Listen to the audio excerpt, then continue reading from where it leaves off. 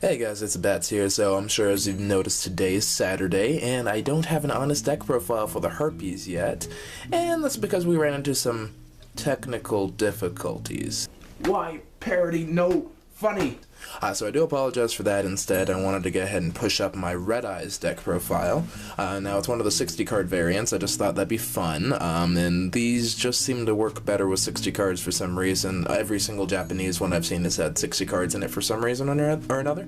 I can't quite figure out why. I think it's because of the different summoning types and engines that you run in the Red Eyes deck, and I tried to make this one as pure Red Eyes as possible, but added a little bit of spice to it too, just to make it interesting. So without further ado, let's go ahead and start with the deck profile. Alright guys, let's start off strong with the monsters. So obviously we're gonna go ahead and get the OG Red Eyes Black Dragon over here, 2400 point beater, and it's the linchpin of the deck. We also have 3 copies of Time Machine Red Eyes, aka Red Eyes Retro Dragon. It's a bit of a hand trap, so if you do have a reason that you're going to lose all your Red Eyes in one shot, you get special summon this one, and it brings them all back in the same position they were before. Helps clear your extra monster zone if you need to get into a link play. And of course the 3 copies of Black Metal Dragon. It's like dragon nails on legs. It also works well with the Red Eyes Slash Dragon and the Red Eyes Gearfried. And then for the 2 loves, we're looking at 2 Black Flare Dragon. It's the retrained version of Red Eyes. If you do want to spend a normal summon on it, hey, more power to you. I don't like to use it for its effect. It's usually just kind of fodder for rank 7 plays and for fusion plays, of course, too. So I like to play the 2. I don't like playing 3 of them. It gets cloggy. Speaking of things that are cloggy at 3, 2 Blackstone, a Legend. I think in a 60 card build you can get away with 3 copies. I just like having the 2 copies. It's nice to see occasionally and to just kind of run into, but otherwise not that great. And then 2 copies of Gearfried Red Eyes Iron Knight. Again, it's just the name. It's really nice to have, especially for Red Eyes Fusion. If I need to get into Slash Dragon, that's probably the card I'm going for.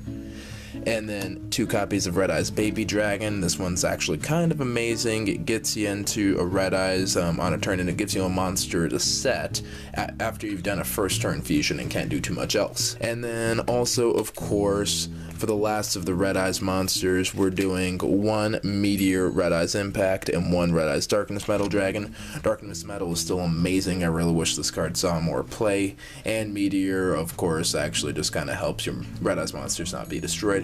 And then as for the Chaos part of the engine here, we've got 2 Arc Brave Dragon. If that ends up in the graveyard, next standby phase, you're bringing back our level 7 or 8 dragon monster, which is pretty nice. 2 Eclipse Wyvern helps us search for all of our dragons actually in this deck that are level 7 and higher. 1 copy of Light Pulsar. It's the other target for Red Eyes Fusion. 1 Keeper of the Shrine, just to keep some board presence in case you do get board wiped and you don't have a retro dragon on hand. Summon Skull is also just a target for Red Eyes Fusion, and then a pair of Blackluster Soldier Envoy at the beginning. Since we do run so many live types, it's easy to get out pretty consistently, and it's also a level 8 body that has some consistency with the rest of the deck. Alright, so for the spells, we got 3 copies of Red Eyes Insight. It searches a fair amount of cards in the deck that you're going to use. I mainly use it to search for 3 copies of Red Eyes Fusion, because I do like the Fusion variant over here, and this is kind of the bread and butter. It's going to get you to your Meteor Common Dragon, your Archfiend Dragon, and occasionally your Slash Dragon, just whichever you need.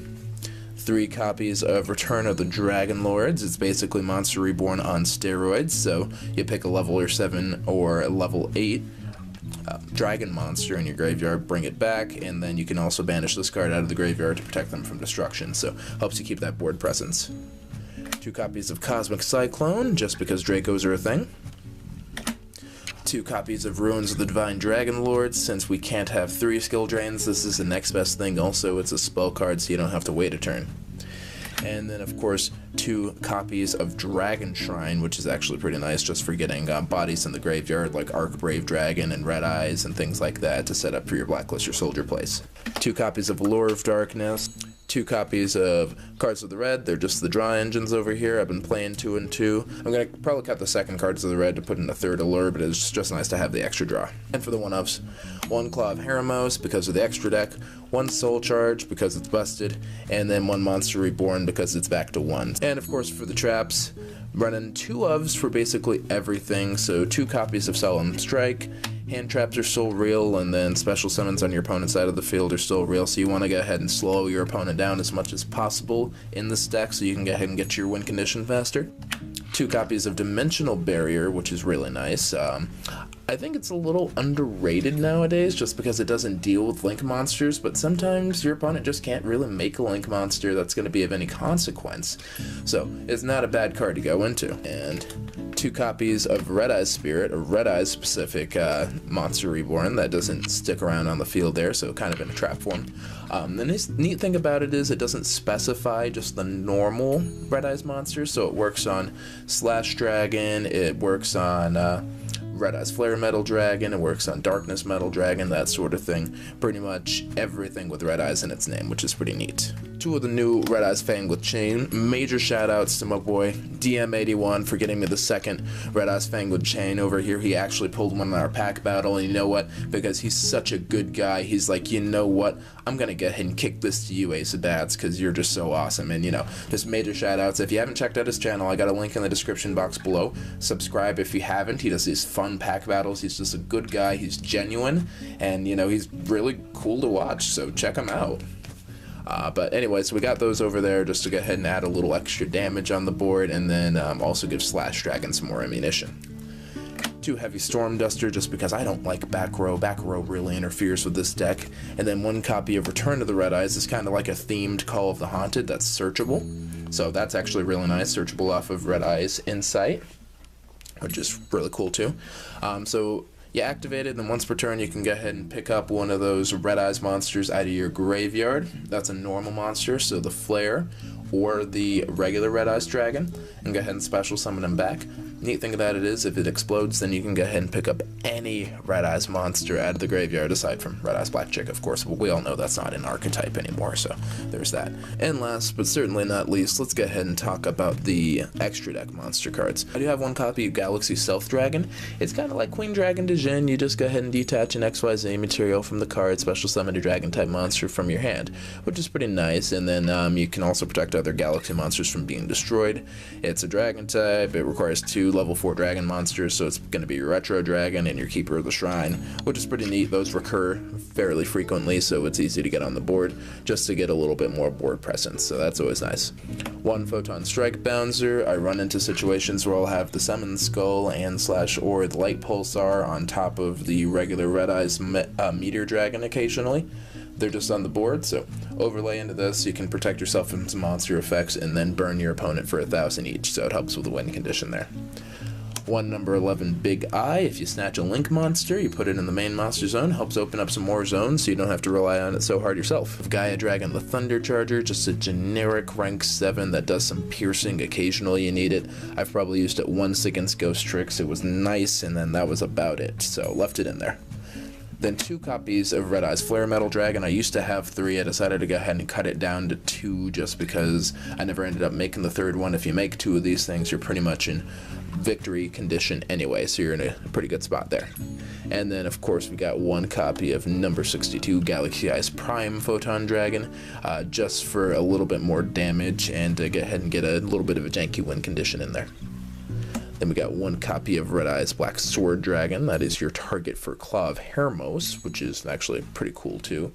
And it can equip to the next card, Red Eyes Slash Dragon over here. Now we're assuming that you've got the extra monster zone open. You can go ahead and do that, but the fact that you can equip this keeps the extra monster zone open, and Slash Dragon is a beast when it's got some equipment too, so that's always really nice.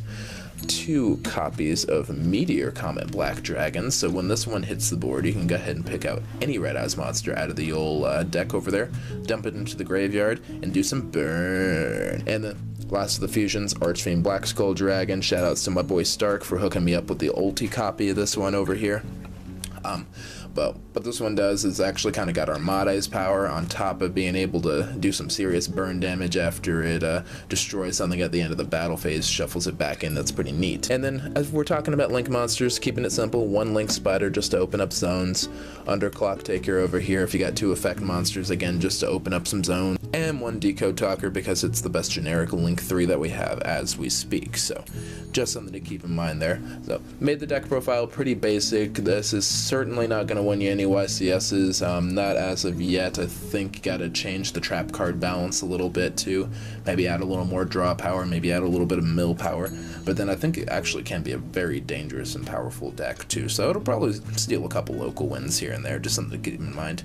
Still pending a little more testing. I think I want to jank with a few more of the ratios, but just something to do in the meantime. Again, apologies that we haven't finished the Harpies deck profile. It's just, ooh, those technical difficulties. Quit falling flat, jokes! Anyway, on that bombshell, Ace of Bats signing out.